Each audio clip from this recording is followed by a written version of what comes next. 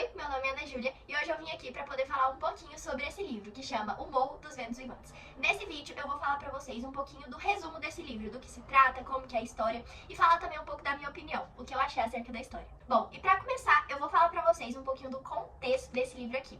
Ele foi publicado em 1847 e ele é o principal romance da autora desse livro. E o que acontece? Hoje em dia, ele é um livro aclamado por todos, ele é um livro que a maioria das pessoas que leem gosta. Ele é um livro famoso, é um livro conhecido. Inclusive, ele é o livro que a Bella lê no filme de Crepúsculo, ele aparece no livro. Então, é um livro famoso, né? Um livro que as pessoas gostam.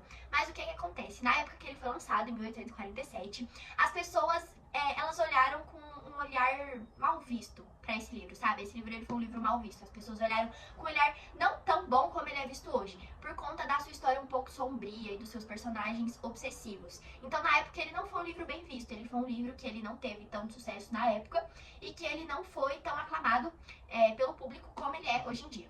E agora, partindo um pouquinho mais sobre a história.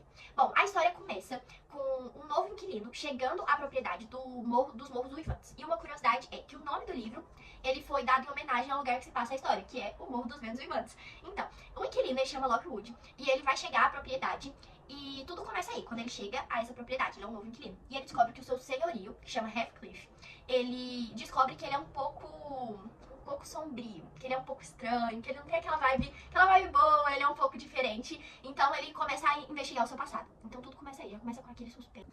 Então, como ele tava com esse objetivo de ir atrás da história de Heathcliff, que é o senhorio que ele achou estranho, uma história sombria, ele foi atrás da empregada da casa, a Nelly, que contou pra ele que ele é adotivo, né? Ele é adotado, adotivo não, adotado.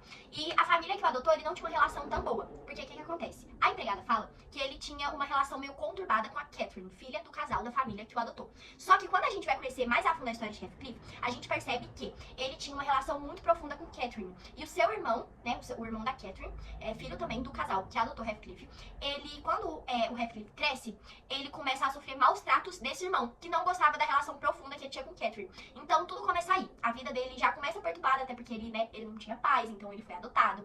Então, e depois ele começou a ser maltratado pelo irmão. Então, a cabeça de Heathcliff já era um pouco conturbada, né? Ele já passava por uns processos meio delicados. Então, ele vai descobrindo aos poucos o que acontece com Heathcliff.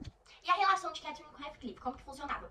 Eu falei anteriormente que era uma relação mais profunda, mas não era uma relação profunda de irmãos, assim, porque eles meio que se amavam. Então era uma relação, nem era amor de verdade, porque era uma relação meio obsessiva, meio sombria.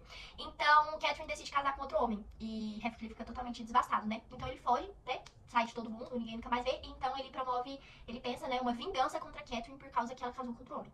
Então, resumindo a história, toda a trama vai girar em torno da vingança de Heathcliff, que vai casar com a Isabella, irmã de Edgar, esposo de Catherine, como vingança, porque ele vai promover uma vingança pra destruir as duas famílias, tanto a família da Catherine quanto a família de Edgar. Então, resumindo a história, é isso.